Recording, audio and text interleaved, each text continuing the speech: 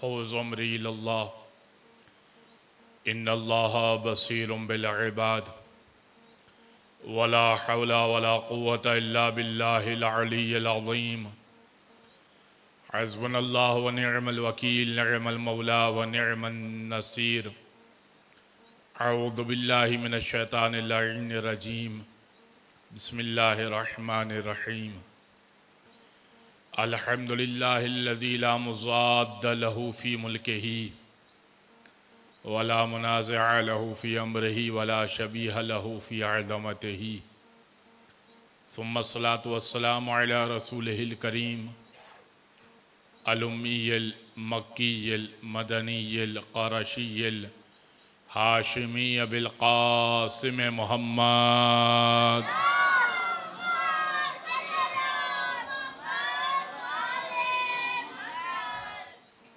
وعلى أهل بيته الطيبين الطاهرين واللعنة الدائمة على أعدائهم أجمعين من يوم ظلمهم وعداوتهم إلى قيام يوم الدين أما بعد فقد قال الله سبحانه وتعالى في محكم كتاب مبين بسم الله الرحمن الرحيم لا تلبسوا الحق بالباطل وتكتموا الحق وانتم تعلمون صلوات علی محمد وآل محمد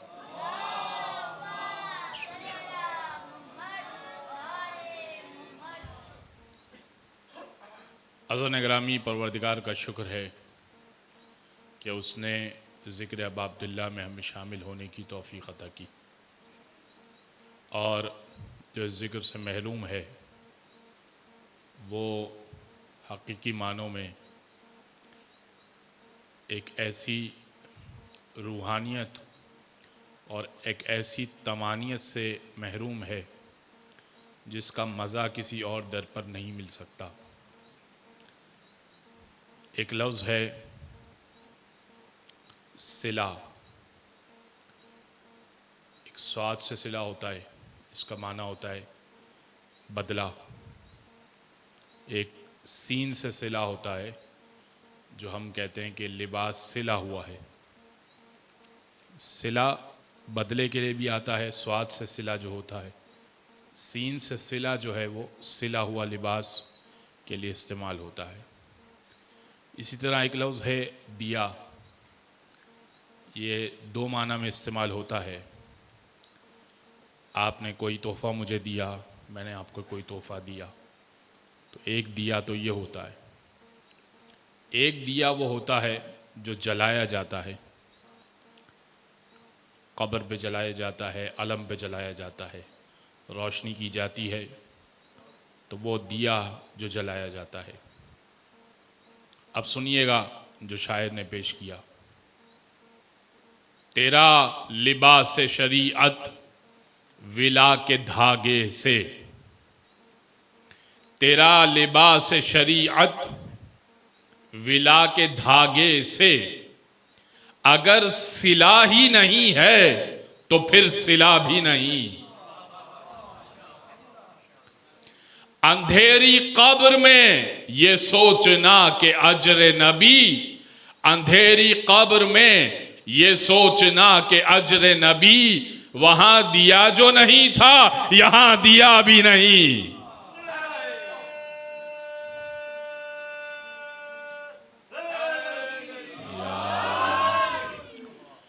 اور بغیر حب علی کے جو پڑھ رہا ہے نماز، بغیر حب علی کے جو پڑھ رہا ہے نماز، نماز پڑھ بھی رہا ہے ہوئی ادا بھی نہیں۔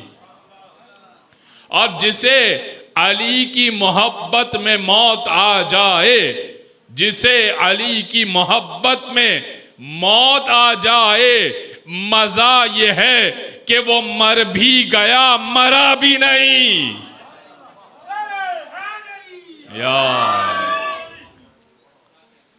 عزیزان گرامی، ہمارے عقائد کے عنوان سے یہ آخری گفتگو آپ کی خدمت میں پیش کر رہا ہوں۔ آج ایک مختلف عنوان اور ایک مختلف عقیدے کے اوپر گفتگو پیش کرنی ہے، لیکن اس سے پہلے کہ اس عقیدے کے اوپر میں بات کروں، آج 2-3 عقائد کے اوپر بات کرنی ہے، کیونکہ ظاہر ہے کہ 10 دن کم ہوتے ہیں اور عقائد زیادہ ہیں، تو جتنی بات ہو سکے گی انشاءاللہ. لیکن اس سے پہلے کچھ عقیدہ ولایت کو سمجھانا بہت ضروری ہے. اس پہ میں یہ سمجھتا ہوں کہ سیر حاصل گفتگو نہیں ہو سکی، اور ایک جوان نے بھی مجھ سے مطالبہ کیا کہ آپ نے ولایت سے متعلق جو ایک جگہ پر گفتگو کی تھی وہاں پر، تو وہ بات آپ یہاں بھی پیش کیجئے. عزیزان گرامی، یہ جو ولایت ہے، میں نے آپ کی خدمت پیش کیا تھا کہ ہم امامت کے بھی قائل ہیں، ولایت کے بھی قائل ہیں. ولایت کا مطلب ہوتا ہے اولا بالتصرف. جان میری ہے، دوبارہ نہیں سمجھاؤں گا، بس تھوڑا سا اشارہ کر کے میں مطلب پر آ جاؤں گا.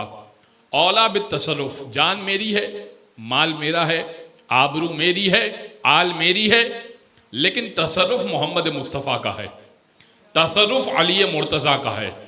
کیوں؟ کیونکہ وہ مولا ہے، کیونکہ وہ آقا ہے. اس نتیجے تک میں آپ کو پہنچا چکا تھا. اس سے آگے بڑھیے تو آج کچھ اور بات میں آپ کی خدمت میں پیش کرنا چاہتا ہوں. دیکھیے عزیزان گرامی، ہم ولایت کے بھی قائل ہیں، امامت کے بھی قائل ہیں. کیا مطلب؟ ہمارا یہ عقیدہ ہے، یعنی شیعت کا یہ عقیدہ ہے کہ مسند خلافت پر جو بیٹھے گا وہ وہی بیٹھے گا جس کے پاس ولایت ہوگی. یعنی ولایت تو ہوگی، خلافت بھی اس کا حق ہے. کیا مطلب؟ یعنی کوئی یہ کہے کہ ان کو خلافت نہیں ملی، علی کو ظاہری طور پر تو خلافت ملی، لیکن 4.5 سال حکومت ملی، مکمل خلافت جو ان کا حق تھا وہ نہیں ملی. تو 4.5 سال کی حکومت ملی، لیکن مولا حسن کو خلافت نہیں ملی، مولا حسین کو خلافت نہیں ملی. تو خلافت بھی ان کا حق ہے اور ولایت بھی ان کے پاس ہے. عزیزان گرامی، اس توجہ سے سنیے گا میری بات کو جو میں پہنچانا چاہ رہا ہوں. دیکھیے، کوئی خلافت تو چھین سکتا ہے، توجہ سے سنیے گا، کوئی خلافت تو چھین سکتا ہے، ولایت نہیں چھین سکتا. کیا مطلب؟ میں آپ کو سمجھاتا ہوں. ایک شخص آیا، آنے کے بعد کہنے لگا، یا علی یہ بتائیے متقی کون؟ امام نے کہا کہ متقی وہ جو اس دیوار کو اشارہ کر کے کہے. جو امام نے تعریف بتائی تو میں تو اس تعریف کا اہل نہیں ہوں. امام نے ایک دیوار کی طرف اشارہ کر کے کہا متقی وہ جو اس دیوار کو اشارہ کر کے کہے کہ یہ سونے کی ہو جائے تو وہ سونے کی ہو جائے.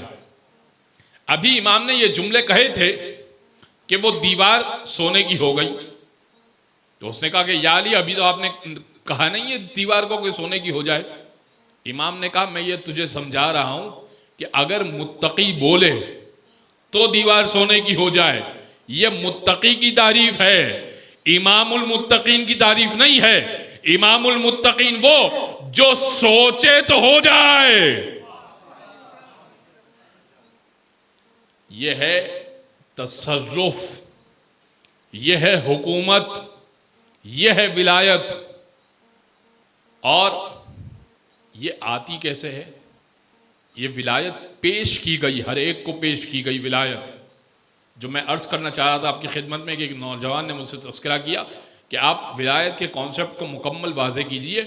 دیکھیے ولایت، عزیزان گرامی، ولایت جو ہے نا، یعنی علی کی محبت، علی کی حکومت، کہ تم علی کو حاکم مان رہے ہو یا نہیں، محمد کی رسالت تو مان رہے ہو، علی کی ولایت مان رہے ہو یا نہیں مان رہے، یہ پیش کی گئی. میں آپ کی خدمت میں کچھ واقعات آپ کی خدمت میں پیش کرنا چاہتا ہوں. ایک واقعہ، قمبر سے کہا مولا نے، قمبر مولا علی کے صحابی بھی اور غلام بھی.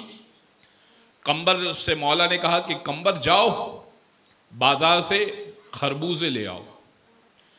قمبر گئے اور بازار سے خربوزے لے آئے. تو 3 خربوزے وہ لائے تھے. اب پہلا کاٹا تو کڑوا نکلا،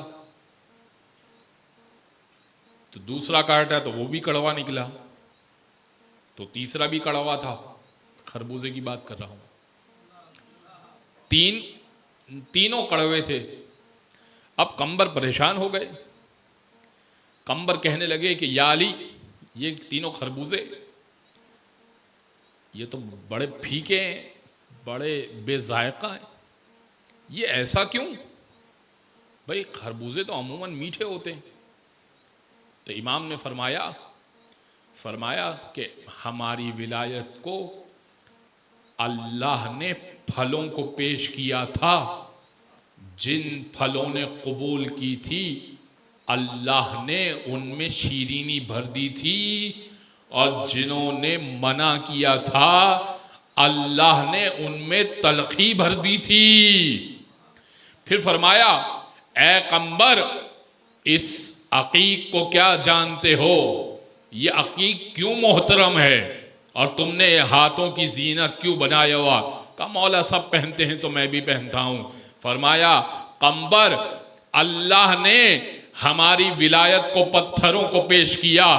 جن پتھروں نے پہل قبول کی اللہ نے اسے ہاتھوں کی زینت بنا دیا، اور جنہوں نے قبول نہیں کی اسے پاؤں کی ٹھوکر میں بھی نہ رکھا.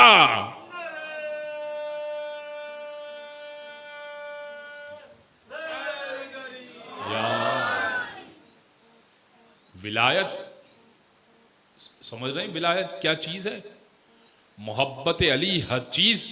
اب آپ کہیں گے کہ بھئی عقیق، یہ خربوزے، میں ہر عقیدے کو پیش کرتے ہوئے میں نے آیت پیش کی ہے، تو اب اس عقیدے کو پیش کرتے ہوئے بھی آیت پیش کروں، نہ پیش کروں تو پھر بہت گرا گزرے گی بات.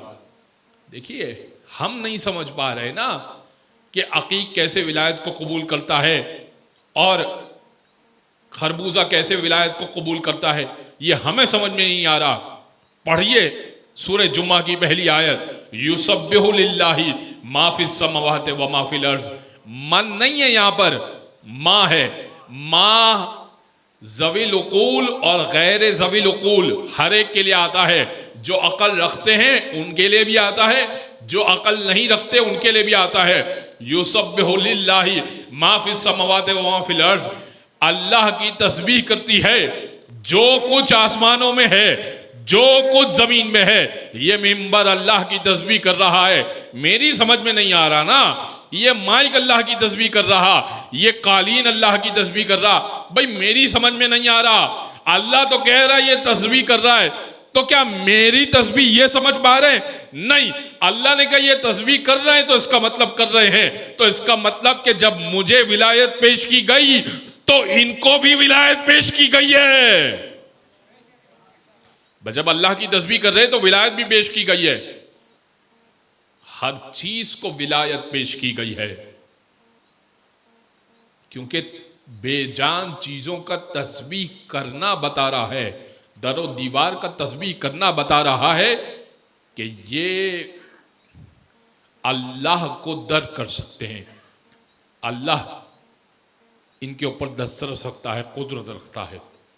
لہذا عزیزان گرامی، اگر یہ معاملہ اس حد تک سمجھ میں آ گیا تو اب ایک حساس موضوع کو آپ کی خدمت میں پیش کرنا ہے، اور آج آخری مجلس ہے، میں چاہتا ہوں کہ کچھ لے کر اٹھیے. دیکھیے بغیر علی کی محبت کے نماز قبول نہیں ہے، یہ طے شدہ ہے. میں نے حدیث پیش کی تھی، امام نے کہا تھا نا کہ تم اسلام کی 5 بنیادیں ہیں، الصلاۃ والزکوٰۃ والصوم والحج وولایتنا لنا اہل البیت. نماز، روزہ، حج، زکوٰۃ، ہم اہل بیت کی ولایت. اور پھر فرق بتایا تھا کہ اس ولایت میں اور ان 4 چیزوں میں فرق کیا ہے. تو بغیر محبت کے نماز تو ٹھیک نہیں ہے، بغیر محبت کے حج تو ٹھیک نہیں ہے. میں نے آپ کو حدیث پیش کر دی، چونکہ آج تو نتیجے کی گفتگو ہے. لیکن اب کوئی یہ کہے کہ میں اب اس کا اظہار بھی کروں گا، میں کلمے میں تو اظہار کرتا ہوں، میں اذان میں تو اظہار کرتا ہوں تو بہتر ہے کہ میں نماز میں بھی کروں۔ دیکھیے اذان گرامی، نماز کے بارے میں محمد عربی کا یہ جملہ ہے، صلو کما رأیتمونی اصلی، نماز ایسے پڑھو جیسے تم مجھے دیکھتے ہو کہ میں نماز پڑھ رہا ہوں۔ تو اب دل میں علی ہو، دل میں حسین ہو تو اتنا کافی ہے۔ اب یہاں پر اللہم صلی علی محمد و آل محمد کہہ دیا تو نہ فقط علی، حسن کو بھی شامل کر دیا، حسین کو بھی شامل کر دیا، زین العابدین کو بھی شامل کر دیا، محمد باقر کو بھی شامل کر دیا، جعفر صادق کو بھی شامل کر دیا۔ آپ ایک علی پر نہ لڑیے نا، اللہم صلی علی محمد و آل محمد، ہر ایک کو اللہ نے پہلے ہی شامل کر رکھا ہے۔ شافعی کا شعر ہے، یا اہل بیت رسول اللہ حبکم کفاکم من عظیم القدر انکم فرض من اللہ فی القرآن انزلہ من لم یصلی علیکم لا صلاة لہ۔ یہ امام شافعی کا شعر ہے، یا اہل بیت رسول اللہ حبکم، اے اہل بیت رسول آپ کی محبت، کفاکم من عظیم القدر انکم، آپ کی محبت کے لیے اتنا ہی کافی ہے، فرض من اللہ فی القرآن انزلہ، کہ اللہ نے آپ کی محبت کو قرآن منزل میں فرض کر دیا، اور پھر فرمایا من لم یصلی علیکم لا صلاة لہ، اور آپ کی محبت کے لیے اتنا ہی کافی ہے، جو آپ پر درود نہیں بھیجتا نا اس کی نماز ہی نہیں ہوتی، اس کی نماز ہی نہیں ہوتی۔ جو محمد و آل محمد کا تذکرہ نہ کرے وہ نماز کیسی نماز ہے عزیزان گرامی؟ لہٰذا اب یہ ضد کہ علی کا نام الگ سے لیا جائے یا حسن کا نام، تو بھیا شہدائے کربلا نے کیا کیا ہے، ان کا بھی نام لے لیجئے۔ جناب زینب و ام کلثوم نے کیا کیا ہے، ان کا بھی نام لیجئے۔ نماز بہت طولانی ہو جائے گی، لہٰذا نماز ویسی پڑھیے، صلو کما رأیتمونی اصلی، جیسے تم نے مجھے دیکھا کہ میں نماز پڑھ رہا ہوں۔ یا رسول اللہ، ہم نے تو آپ کو ایسے دیکھا کہ آپ نماز میں جھکے ہوئے تھے اور پشت پہ حسین ابن علی تھے اور جبریل آئے تھے اور آنے کے بعد کہہ رہے تھے یا رسول اللہ ذکر رکوع ذکر سجدہ 3 مرتبہ ہوتا ہے، مگر اب جبکہ پشت پر نواسا ہے تو جب تک خود مرضی سے نہ اترے تب تک ذکر نہ روکیے گا۔ تو اب یہ کہیے نا کہ دماغ میں اور دل میں رسالت مآب کے اس وقت حسین تھے اور ذکر جاری تھا کہ کب حسین اترے اور کب میں ذکر روکوں، اور اصحاب اٹھ کے دیکھ رہے تھے کہ کیا ہوا۔ آج رسول سجدے میں گئے تو ذکر سجدہ تو 3 مرتبہ تھا، ذکر سجدہ تو فقط 3 مرتبہ تھا، سبحان ربی الاعلیٰ و بحمدہ، سبحان ربی الاعلیٰ و بحمدہ، سبحان ربی الاعلیٰ و بحمدہ، مگر یہ 4تھی بار، 5ویں بار، 6ٹھی بار، حتیٰ کہ 10 بار ہو گیا، 15ویں مرتبہ ہو گیا، کب ختم ہوگا یہ ذکر سجدہ؟ تو اصحاب بڑھ بڑھ کے دیکھ رہے تھے، اور شاعر نے کیا خوب کہا کہ سر مبارک جھکا ہوا تھا، نماز سرور پڑھا رہے تھے، حضور آگے صحابہ پیچھے، وہ فرض اپنا نبھا رہے تھے، محب ایسے میں مسکراتے حسین گھر سے جو آ رہے تھے، اور حسین پشتے نبی پہ بیٹھے زمانے بھر کو بتا رہے تھے ملے گی جنت، پیے گا کوثر، اسی کو محشر میں چین ہوگا، ملے گی جنت، پیے گا کوثر، اسی کو محشر میں چین ہوگا، نماز اسی کی قبول ہوگی کہ جس کے دل میں حسین ہوگا۔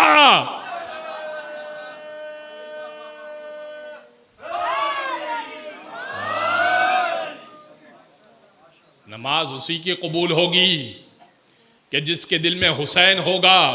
تو رکھیے دل میں حسین و علی کو، اور اب نماز پڑھیے، پیش کیجئے نماز قبول ہو جائے گی۔ بغض علی کے ساتھ تو نماز کیسے منہ پہ ماری جاتی ہے؟ میں آپ کی خدمت میں عرض کروں، ایک مرتبہ مولا جعفر صادق نے فرمایا، عجیب فرمان ہے، فرمایا کہ لا یبالی لناسب صلی ام ساما ام سرقا ام زنا ناسبی۔ بھائی آپ نے بہت دیکھے ہوں گے، یہاں تو میں نے بہت دیکھ لیے، میں 10 دن رکا تو بہت دیکھ لیے، آپ تو بہت ساروں کو جانتے ہوں گے، نام سے جانتے ہوں گے، شجرے سے جانتے ہوں گے، تو سنیے ان کے لیے حدیث کیا ہے۔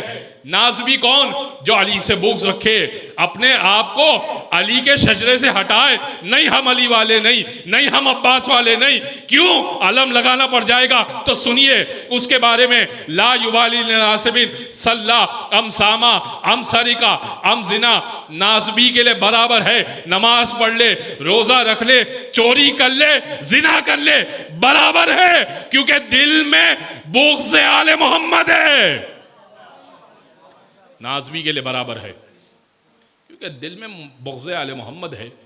ان نمازوں کا فائدہ کیا ہے؟ ان روزوں کا فائدہ کیا ہے؟ اس حج کا فائدہ کیا ہے؟ بس گرامی، اگر ولایت کا یہ کانسیپٹ سمجھ میں آ گیا آپ کی خدمت میں، تو آج میں نے جس عقیدے کو آپ کی خدمت میں پیش کرنا ہے وہ عقیدہ ہے عقیدہ رجعت، عقیدہ شفاعت، عقیدہ میزان۔ 3 عقائد پیش کرنے، انشاءاللہ گفتگو طولانی نہیں کروں گا۔ میں نے سوچا ہے کہ آپ چونکہ پہلے ایک قبلہ کو سن چکے، پھر 2 نظم سن چکے، تو میں گفتگو طولانی نہیں کروں گا۔ عقیدہ شفاعت کیا ہے؟ امام رضا نے فرمایا، صلوات پڑھیں امام رضا کی ذات پر،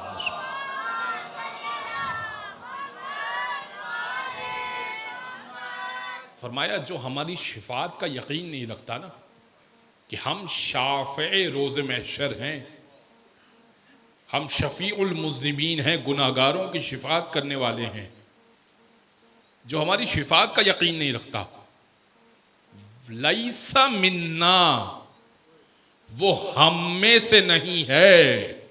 کیا مطلب؟ امام کہہ رہے ہیں ہمارا شیعہ نہیں ہے جو شفاعت کا عقیدہ نہیں رکھتا، جو شفاعت کا عقیدہ نہیں رکھتا۔ اگر میں ایک مثال دیتا ہوں، اگر خدا نے 100 نمازیں مانگی، میں 100 نمازیں لے کر چلا گیا، 100 روزے مانگے، میں 100 روزے لے کر چلا گیا، 100 سجدے مانگے، 100 زکوٰۃ مانگی تھی، میں نے 100 روپے زکوٰۃ کر دی، تو اب تو میری جنت پوری ہونی چاہیے نا، جنت میں مجھے پورا گھر ملنا چاہیے، داخلہ ہونا چاہیے۔ نہیں عزیزان گرامی، جنت میں داخلہ شفاعت کے بغیر نہیں ہوگا، جنت حسن و حسین کی ملکیت میں ہے، شفاعت کے بغیر نہیں ملنے والی۔ کیوں؟ بھائی میرے تو اعمال پورے ہیں، میرا تو حساب کتاب پورا ہے، میں نے گناہ بھی نہیں کیا، اب کیوں شفاعت کی ضرورت ہے؟ قرآن کی آیت ہے، تو اب میں نے ہر عقیدے کے لیے قرآن کی آیت پیش کی۔ اس آیت کو سنیے گا، سورہ نبا کی آیت ہے، اور یہ قرآن کے 30ویں پارے کا پہلا سورہ ہے، جس سے اما پارہ شروع ہوتا ہے۔ اما یتساءلون عن النبأ العظیم الذی هم فیہ مختلفون کلا سیعلمون ثم کلا سیعلمون۔ آئیے چلیں اسی عقیدے پہ گفتگو کر لوں، یہ 4 آیتیں ہی بہت ہیں عقیدے پہ گفتگو کرنے کے لیے۔ عزیزان گرامی، ابھی میں اس عقیدے کو چھیڑ نہیں رہا، روک رہا ہوں یہاں پر بات کو، شفاعت والے عقیدے کو آتا ہوں، کیونکہ اس سورے کے اندر 2 عقیدے ڈسکس ہوئے ہیں۔ ہمارا یہ عقیدہ ہے کہ قبر کے اندر سوال یہ نہیں کیا جائے گا فقط کہ من ربو کا، وما دینو کا، ومن نبیو کا، تیرا رب کون، تیرا دین کیا، تیرا نبی کون، وما قبلتو کا، ومن کتابو کا، وما کتابو کا، اور قبلہ کیا اور کتاب کیا۔ فقط یہاں تک سوال نہیں ہوگا، بلکہ یہ بھی سوال ہوگا کہ ومن امامو کا، تیرا امام کون، یہ سوال کیا جائے گا۔ اور قیامت میں بھی جو قبر میں جواب دیا ہوگا اسی کے ساتھ کھڑا کر دیا جائے گا۔ یہ عقیدہ ذہن میں رکھیے گا اور اسی کے مطابق زندگی گزاریے گا۔ عزیزان گرامی یہ بڑا اہم عقیدہ ہے، یہ زندگی موڑ دینے والا اور رخ تبدیل کر دینے والا عقیدہ ہے جو اب پیش کرنے لگا ہوں، تو اسے غور سے سنیے گا۔ جب قبر میں یہ سوال ہوگا اور ایرے گہرے نتھو خیرے کا نام لے لیا میں نے، تو اب مجھے کھڑا کر دیا جائے گا اسی کے ساتھ، اور اب میں کیا کہوں گا؟ تو آئیے سورہ فرقان میں چلیے اور پوچھئے سورہ فرقان میں اگر میں نے کسی اور کا نام لے لیا اور مجھے قیامت میں اس کے ساتھ کھڑا کر دیا، کیوں کھڑا کرے گا پروردگار؟ کیونکہ قرآن کی آیت ہے یوم ندعو کل اناس بامامہم، قیامت کا دن ہوگا، ہر ایک کو ہم اس کے امام کے ساتھ بلایا کریں گے۔ جس کا علی امام ہوگا اس کو علی کے ساتھ بلائیں گے، جس کا کوئی اور امام ہوگا اس کو اس کے امام کے ساتھ بلایا جائے گا۔ ٹھیک ہے؟ تو اب علی والے علی کے ساتھ ہو گئے، کوئی اور والے کسی اور کے ساتھ چلے گئے، تو اب علی والے تو کھڑے ہیں سکون سے، لیکن کسی اور کو ماننے والے، کسی اور امام کو ماننے والے اپنے امام کے ساتھ کھڑے ہیں۔ کوئی بھی امام ہو سکتا ہے بھائی، کوئی بھی امام ہو سکتا ہے، تو اب اس کے بارے میں کیا کہیں گے؟ وہ کہیں گے، یہ سورہ فرقان کی آیت ہے اور عجیب آیت ہے خدا کی قسم۔ آیت یہ ہے کہ یا لیتنی اتخذت مع الرسول سبیلا، کاش میں نے رسول اللہ کا راستہ اختیار کیا ہوتا۔ وہ جو اس کے ساتھ کھڑے ہوں گے نا، وہ یہ کہیں گے، سورہ فرقان نے کوٹ کیا، یا لیتنی اتخذت مع الرسول سبیلا، کاش میں نے رسول اللہ کا راستہ اختیار کیا ہوتا۔ یا ویلتنی لیتنی یا ویلتی لیتنی لم اتخذ فلانا خلیلا، اور کاش میں نے فلاں کو اپنا دوست نہ بنایا ہوتا۔ قرآن میں لفظ ہے فلاں، میں نے اپنے پاس سے عرض نہیں کیا، سورہ فرقان میں جا کے دیکھیے گا، قرآن میں لفظ ہے کہ وہ ہاتھوں کو چباتے ہوئے کہے گا یوم یعض الظالم علی یدیہ، ظالم اپنے ہاتھوں کو چباتے ہوئے کہے گا یا لیتنی اتخذت مع الرسول سبیلا، کاش میں نے رسول اللہ کا راستہ اختیار کیا ہوتا۔ یا ویلتی لیتنی لم اتخذ فلانا خلیلا، اور ہائے افسوس کاش میں نے فلاں کو اپنا دوست نہ بنایا ہوتا۔ بھئی اب یہ فلاں کون ہے؟ بھئی اب یہ فلاں کون ہے جس کو میں نے اپنا دوست بنا دیا؟ تو اب اپنے ہاتھوں کو چباتے ہوئے میں افسوس کر رہا ہوں، ہائے افسوس میں نے اس کو دوست نہ بنایا ہوتا۔ اب امام علی النقی سے پوچھا گیا، امام اللہم صلی علی محمد،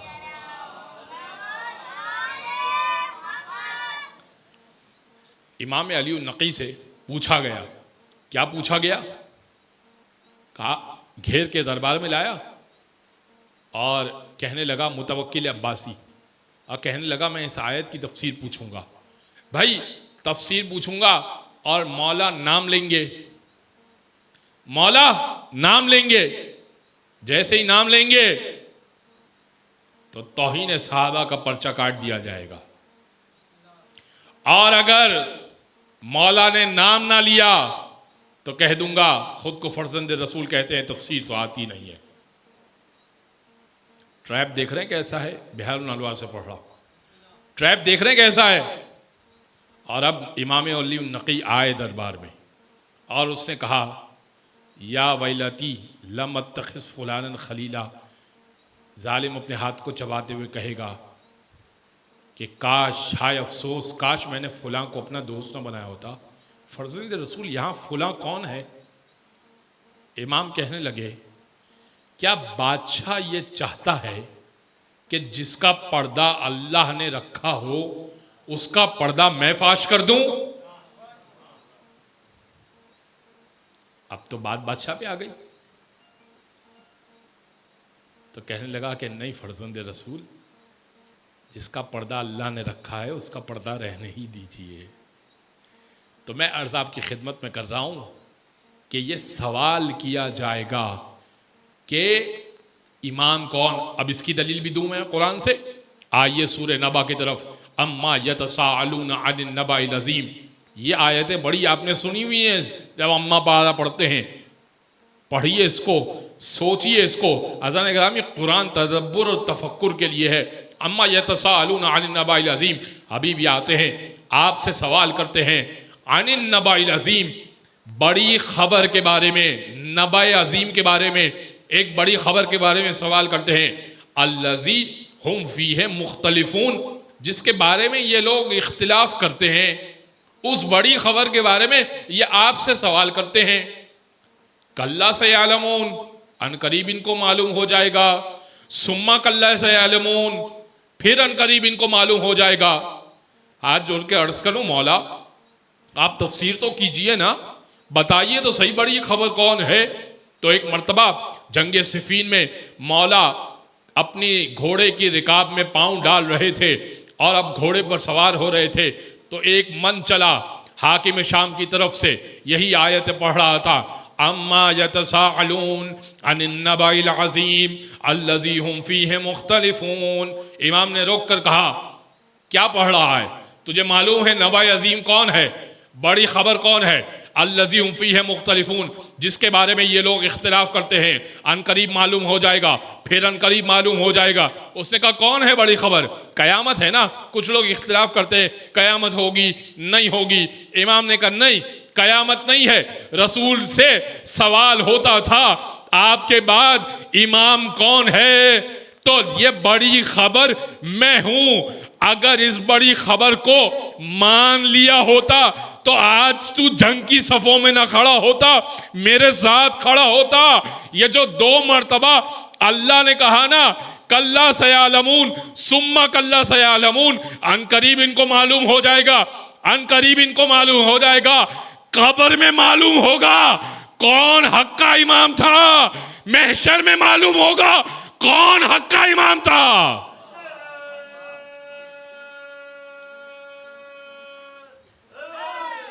یا اللہ، اذان گرامی، وقت بہت تیزی سے نکل رہا ہے، مجھے آج اپنی گفتگو کو سمجھنا ہے۔ آئیے دوسرے عقیدے کی طرف۔ وہ دن وہ ہوگا کہ لا تنفع الشفاعت، کسی کو شفاعت فائدہ نہ دے گی۔ باپ بیٹے کے حق میں شفاعت نہیں کرے گا، بیٹا باپ کے حق میں شفاعت نہیں کرے گا، دوست دوست کے حق میں شفاعت نہیں کرے گا۔ اسے بخش دے، ساتھ جانے دے، نہیں، بلکہ دیکھیں گے تک نہیں، پوچھیں گے تک نہیں۔ بہت ڈیٹیل ہے قیامت کے عنوان سے، لیکن اب جس مرحلے پر آ گیا ہوں اور جو عقیدہ ڈسکس کرنا ہے شفاعت کا، وہ سنیے گا۔ کسی کو کسی کی شفاعت فائدہ نہ دے گی۔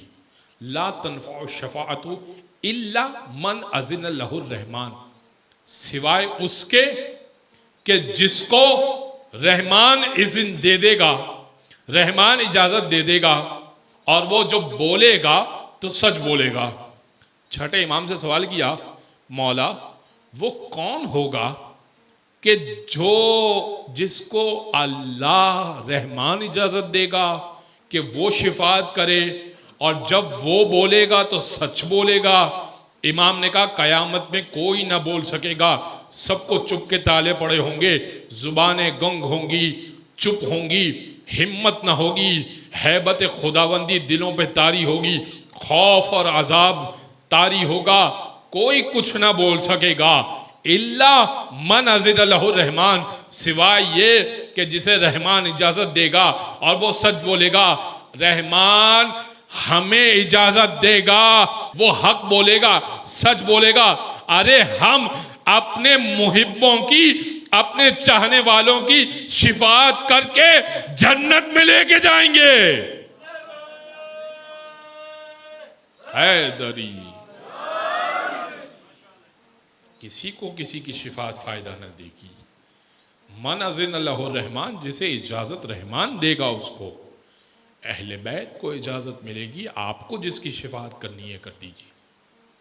اب وہ اپنے چاہنے والوں کی شفاعت کریں گے۔ میں نے ایام فاطمیہ میں ایک حدیث پڑھی تھی کہ بی بی سیدہ سب کو لے کے جائیں گے، آج ابھی موقع نہیں ہے۔ تو یہ ہے شفاعت کا عقیدہ۔ آئیے عزیزان گرامی، آخری عقیدہ اور میں اپنی گفتگو کو سمیٹ دوں۔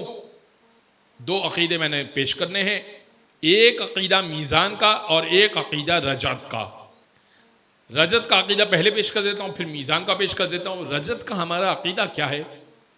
ہمارا یہ عقیدہ ہے کہ تمام اہل بیت کو دوبارہ پلٹایا جائے گا، رجعت کا عقیدہ۔ اور جو اس پر عقیدہ نہ رکھے، امام نے یہ بھی فرمایا کہ وہ ہمارا شیعہ نہیں ہے۔ ہمارا عقیدہ رکھنا ضروری ہے. دلیل کیا ہے بھائی؟ آپ نے اپنے بات سے کہہ دیا، آیت بھی تو دیجئے.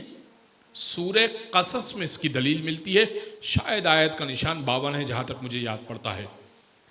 وَنُرِيدُ أَن نَّمُنَّ عَلَى الَّذِينَ اسْتُضْعِفُوا فِي الْأَرْضِ وَنَجْعَلَهُمُ الْأَئِمَّةَ وَنَجْعَلَهُمُ الْوَارِثِينَ. اور ہم نے یہ ارادہ کیا ہے، اللہ کہہ رہا ہے، اور ہم نے یہ ارادہ کیا ہے، ہمارا ارادہ یہ ہے، وَنُرِيدُ أَن نَّمُنَّ عَلَى الَّذِينَ اسْتُضْعِفُوا فِي الْأَرْضِ، کہ جو لوگ زمین پر کمزور بنا دیے گئے، جو لوگ زمین پر کمزور بنا دیے گئے، جن سے اقتدار چھین لیا گیا، جن کی حکومت تھی حکومت چھین لی گئی، ہم انہیں زمین کا اختیار دیں گے. نجعلہم ائمۃ، ہم زمین کا امام بنائیں گے، ونجعلہم الوارثین، اور زمین کا وارث ان کو بنائیں گے. اس کا مطلب اہل بیت پلٹیں گے. کیا ہوگا؟ جب امام ظہور کریں گے، حضرت مہدی ظہور کریں گے، تو ان اکیلے ظہور نہیں کریں گے، بلکہ ہمارا رجت کا عقیدہ ہے ائمہ پلٹیں گے. سب سے پہلے امام حسین پلٹیں گے، اور امام حسین کے ساتھ حضرت علی اکبر اور حضرت عباس پلٹیں گے، اور جنگی لباس میں ہوں گے. حضرت علی اکبر اور حضرت عباس جنگی لباس میں ہوں گے، اور وہ پلٹیں گے. کیوں جنگی لباس میں ہوں گے؟ وہ بتائیں گے کہ کربلا میں ہمیں لڑنے نہ دیا گیا چونکہ اذن پروردگار اور حکم امام تھا، مگر اب جب کہ مہدی کی حکومت آ رہی ہے، ہم لڑ کے بتائیں گے عباس کیسے لڑتا ہے، علی اکبر کیسے لڑ سکتا ہے. علی اکبر کیسے لڑتے ہیں؟ 500 سال امام حسین کی حکومت رہے گی. امام حجت کی شہادت جب ہو جائے گی تو امام حجت کا جنازہ کون پڑھائے گا؟ اگر آپ کے ذہنوں میں یہ ہے کہ حضرت حجت کی شہادت ہوتے ہی قیامت آ جائے گی، نہیں. حضرت حجت کی شہادت کے بعد امام حسین کی 500 سال حکومت ہوگی. 70 انبیاء کے ساتھ امام حسین رجت کریں گے، رجوع کریں گے، دوبارہ پلٹیں گے. اور یہ عقیدہ، اس کے اوپر بہت ساری دلیلیں میرے ذہن میں ہیں، لیکن حضرت گرامی آج وقت تنگ ہے، وقت کم ہے. آخری بات میں پیش کر دوں آپ کی خدمت میں، لہٰذا امام مہدی کا نماز جنازہ امام حسین پڑھائیں گے، اور اس کے بعد 500 سال امام حسین حکم. وَنَجْعَلَهُمْ أَئِمَّةً وَنَجْعَلَهُمُ الْوَارِثِينَ، ہم امام بنائیں گے زمین کا، وارث بنائیں گے زمین کا. لہٰذا اہل بیت کو حکومت کرنے دی جائے گی. لوگ یہ نہ سمجھ لیں کہ ہم نے حکومت چھین لی علی کی، ہم نے حسن سے حکومت چھین لی، ہم نے حسین سے بیعت کا مطالبہ کر لیا. اللہ کا ارادہ بہت مختلف ہے. اللہ ان کو بھی بلائے گا جو قاتلان سیدہ ہے، اور طے کریں گے مہدی، اور درخت پہ لٹکائیں گے اور جلائیں گے، اور امام مہدی کہیں گے کہاں گئی وہ حکومت، کہاں گیا وہ اقتدار؟ آج حکومت ہماری ہے، آج اقتدار ہمارا ہے. حضرت گرامی اہل بیت کی حکومت آئے گی. آخری عقیدہ، اور میں منزل مصائب پر آ جاتا ہوں. عقیدہ میزان. قرآن میں اس بات کا ذکر ہے کہ میزان ہوگا، قیامت میں ترازو ہوگا.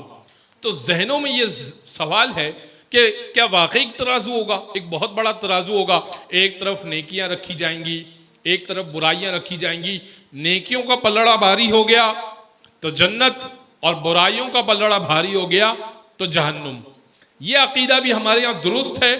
اس کے بارے میں بھی علماء کی رائے، مفسرین کی رائے اور پائی جاتی ہے.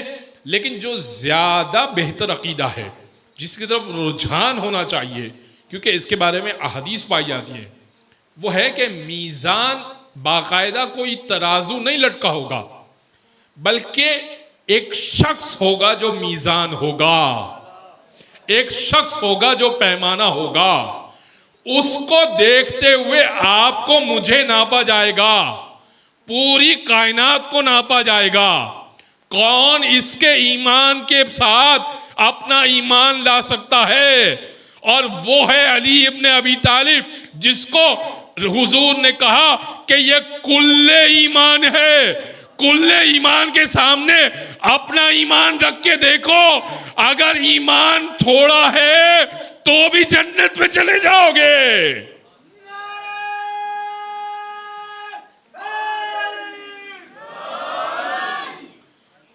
ایمان اور میزان علی کی ذات ہوگی. علی کی ذات میزان ہوگی جس پہ لوگوں کو تولا جائے گا، ایمانوں کو تولا جائے گا.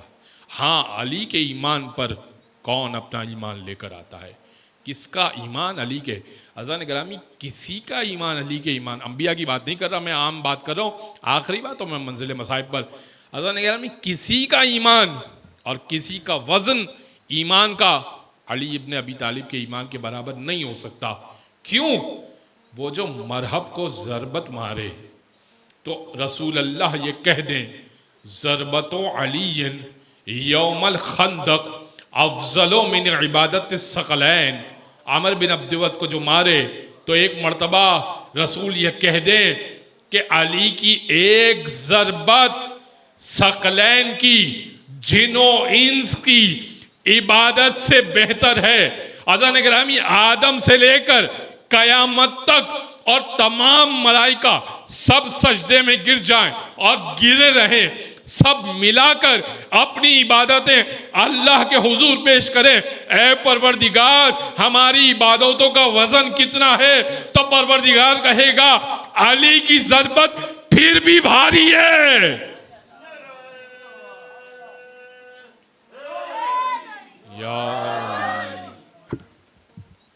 بس عزیزان گرامی، اس سے زیادہ زحمت سماعت نہیں دینی. اپنے عقائد کو انشاءاللہ ہم سب علی کی محبت کے ساتھ اس دنیا سے جائیں اور علی کے چہرے کا دیدار کرتے ہوئے اس دنیا سے جائیں. خاندان اہل بیت نے جو قربانیاں پیش کی، وہ قربانیاں پیش کر کے اب جب وطن لوٹے، کل میں نے شام وطن کے مجلس کے حوالے سے گفتگو کی تھی کہ شام وطن کی مجلس وہ ہوتی ہے کہ جس میں مسافر وطن جب لوٹتے ہیں، میں بھی کل انشاءاللہ اپنے وطن لوٹوں گا، اپنے شہر لوٹوں گا، تو کچھ یادیں، کچھ باتیں آپ کی محبتیں لے کر جاؤں گا. عزیزان گرامی، ہر شخص جب جاتا ہے اپنے وطن کسی بھی سفر سے، کام کاج کے سلسلے میں جاتا ہے، کوئی زیارتی سفر کے لیے جاتا ہے، کوئی عمرے کے لیے جاتا ہے، کوئی حج کے سفر کے لیے جاتا ہے، کوئی کسی مقصد سے سفر کرتا ہے. جب واپس آتا ہے تو کوئی چھوٹا بھی حادثہ ہوتا ہے نا تو بڑے گہرے اثرات اس کی زندگی پہ مرتب ہوتے ہیں. مگر اگر اہل بیت، وہ جن کے گھر کے بچے بچے کا مقام ہم سمجھ نہ پائیں، وہ بھرا پورا خاندان گیا ہو اور جب واپس آئے تو لٹ پٹ کر واپس آئے. وہ کیسے واپس آیا؟ وہ کاروان جو چہلم سید الشہداء کا کر چکا، اب مدینہ واپس آیا. مدینہ میں یہ اطلاع ہو گئی کہ اہل حرم واپس آ رہے ہیں. عبداللہ ابن جعفر طیار نے مدینہ کے داخلی دروازے پر انتظار کیا کہ سید سجاد آئیں گے تو میں ان سے ضرور بالضرور ملاقات کروں گا. ایسے میں دور سے عبداللہ ابن جعفر طیار کہتے ہیں، جناب زینب کے شوہر کہتے ہیں کہ میں نے ایک بوڑھے کو دیکھا جس کی کمر جھکی ہوئی تھی اور جس کا لباس بڑا غربت زدہ لباس تھا. ایسا لگتا تھا کہ وہ برسوں پہروں کا تھکا ہوا ہے. میں نے اس سے کہا کہ تم مدینہ کے راستے آ رہے ہو، یعنی مدینہ کے راستے اندر داخل ہو رہے ہو، کیا تم نے کوئی کاروان آتے ہوئے راستے میں دیکھا؟ تو اس نے مجھ سے کہا کہ اس کاروان میں آپ کا کون تھا؟ کہا کہ میری زوجہ ہیں، میرے رشتہ دار ہیں، میرے بھتیجے بھانجے ہیں، سید سجاد ہیں، میرا وقت کا امام ہے، کہا آپ نے مجھے پہچانا نہیں؟ کہا نہیں، میں نے آپ کو نہیں پہچانا۔ کہا اے عبداللہ، میں ہی وہ سید سجاد ہوں، آپ جس کاروان کا انتظار کر رہے ہیں بس کچھ دیر میں آتا ہوگا۔ حالت دیکھی جب سید سجاد کی تو عبداللہ ابن جعفر نے تسلی دینے کے لیے گلے سے لگانا چاہا۔ اب کیا کر سکتے ہیں، گلے سے لگانا چاہا تو ایک مرتبہ جناب عبداللہ سے کہتے ہیں ذرا آہستہ، میری پیٹھ پر کوڑے کے نشانات ہیں، مجھے تکلیف ہو رہی ہے، آپ ذرا آہستہ گلے ملیے گا، میری پیٹھ پر نشانات ہیں۔ کہا باقی کاروان کا کیا عالم ہے، کوئی آیا مردوں میں سے؟ کہا مردوں میں سے کوئی بھی نہیں آیا۔ کہا اچھا وہ علی اصغر تو آئے ہوں گے نا؟ کہا عبداللہ ابن جعفر طیار، علی اصغر بھی نہ آیا، انہوں نے اس کو بھی ذبح کر دیا۔ ایسے میں سید سجاد کا کاروان آ گیا اور بیویاں عماریوں میں بیٹھی ہوئی تھی۔ سید سجاد نے عارضی طور پر مدینہ کے باہر ایک گھر میں قیام کیا۔ الحمدللہ میں نے اس گھر کو 2 مرتبہ دیکھا ہے، سعودی حکومت نے اس کو توڑ دیا ہے تقریباً، لیکن اس سے ایسی خوشبو آتی ہے، عزیزان گرامی ایسا محسوس ہوتا ہے جنت کی خوشبو۔ عارضی طور پہ وہاں پہ کچھ دن وہاں رکے، کہا کہ جب تک مدینہ میں ماحول سازگار نہیں ہو جاتا میں اندر داخل نہیں ہوں گا۔ بشیر ابن جزلم کو بلایا اور کہا بشیر جاؤ جا کے ندا دو اور بتاؤ سب کو کہ حسین مارے گئے۔ بشیر نے تبل اٹھایا اور تبل پیٹنا شروع کیا اور کہا الا یا اہل یثرب لا مقام لکم قتل الحسین بکربلا، اے اہل یثرب رہنے کی اب کوئی جگہ بھی بچی ہے؟ حسین کربلا میں مارے گئے، رہنے کی کوئی جگہ امن کی بچی نہیں، حسین کربلا میں مارے گئے۔ بشیر کریا کریا بستی بستی گھومتے جا رہے ہیں مدینہ کی گلیوں میں۔ بشیر کیا ہوا ہے؟ بشیر کون حسین مارے گئے؟ ارے وہ حسین جو نواسہ تھے رسول کا، ہاں وہی حسین مارے گئے۔ ارے بشیر کیا بات کر رہے ہو، سنجیدہ ہو یا مذاق کر رہے ہو؟ کہ سید سجاد انتظار کر رہے ہیں، کیا تم خانوادے کو پرسا دو گے؟ بشیر نے ماحول سازگار کیا۔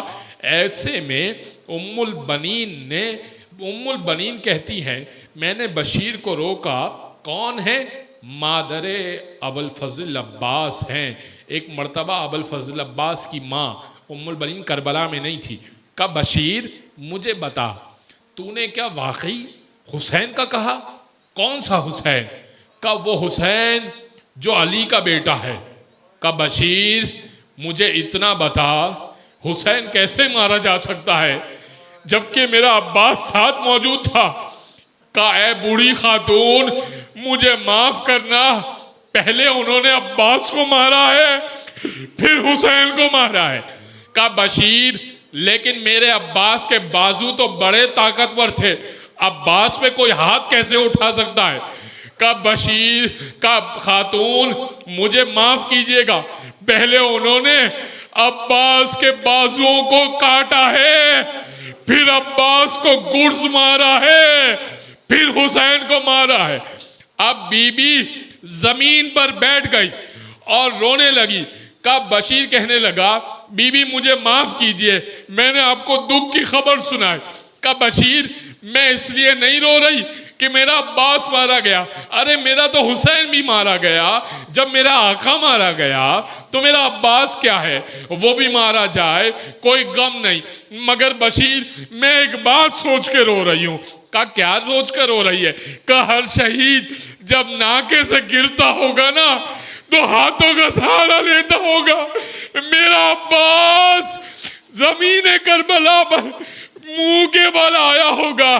کہاں بی بی ایسا ہی ہے، آپ کا عباس منہ کے بل زمین کربلا پر آیا۔ بس حضرات گرامی دو جملے سن لیجئے، آخری مجلس ہے، آنسوؤں کی بھیک سیدہ سے مانگیے، اور ایک مرتبہ سنیے جو میں پیش کر رہا ہوں۔ ایک مرتبہ جناب زینب اندر داخل ہوئی، جناب ام کلثوم مدینہ میں داخل ہوئی، لوگ آئیں، مستورات خواتین آئیں، کہنے لگی اے جناب زینب ہم آپ کو پرسہ دینے آئے ہیں، اے جناب ام کلثوم ہم آپ کو پرسہ دینے آئے ہیں۔ کہ چلو قبر رسول پہ چلو، چلو قبر رسول پر، پرسہ میں یہاں نہیں لوں گی، پرسہ قبر رسول پر لیا جائے گا، لیکن اس سے پہلے میں اپنی ماں کے پاس جانا چاہتی ہوں۔ ماں کے پاس جناب زینب گئیں اور ایک کرتا نکالا، کرتے میں تیروں کے نشان تھے، پھٹا ہوا کرتا تھا، خون آلود کرتا، ماں کی قبر پہ رکھا۔ اماں تمہارا حسین ذبح ہو کے آ گیا، اماں تمہارا حسین نہیں بچ پایا، اماں پرسہ قبول کرو۔ اور پھر کہنے لگی اماں تمہاری زینب کی اس ردا کو کھینچا گیا، اماں تمہاری زینب کو کنیزی میں مانگا گیا۔ کیا کیا مصائب بیان کروں۔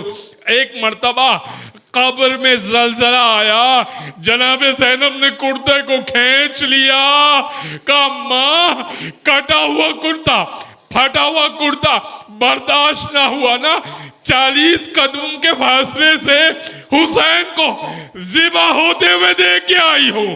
بس آخری جملے سن چکے آپ۔ ایک مرتبہ جعفر عبداللہ ابن جعفر طیار کے گھر پہ داخل ہوئی، اور محمد کی ماں ہے جناب زینب داخل ہوئی۔ کہا بوڑھی عورت تو کسی غلط گھر میں داخل ہو گئی ہے، جا اپنے گھر چلی جا۔